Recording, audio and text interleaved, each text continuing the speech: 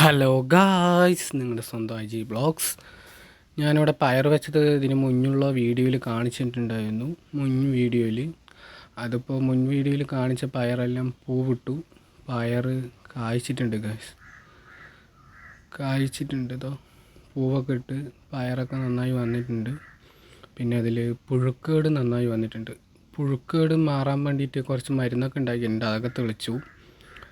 പിന്നെ നമ്മുടെ പയർ വീഡിയോയിൽ വെച്ച പയർ ഇത്രേ ആയിട്ടുള്ളൂ, വളരുന്നേ ഉള്ളൂ, മെല്ലെ മെല്ലെ വളർന്നു വരുന്നേ ഉള്ളൂ. പിന്നെ അതിൻ്റെ മുന്നിൽ വെച്ചതൊക്കെ അതപ്പോൾ പൂവിട്ട് കായ്ച്ചു തുടങ്ങിയിട്ടുണ്ട്. ഇനിയൊരു 2 ആഴ്ച കഴിഞ്ഞാൽ പയർ വലിക്കാൻ പറ്റുമായിരുന്നു. പിന്നെ കൃഷിഭവനിൽ നിന്നും മുരിങ്ങത്തൈ കിട്ടിയിട്ടുണ്ട്. പിന്നെ ഇതിൻ്റെ പേര് വന്നിട്ട് എന്താണ് മറന്നുപോയി ഗൈസ്, അമ്മനെ കൊണ്ട് ചോദിക്കണം.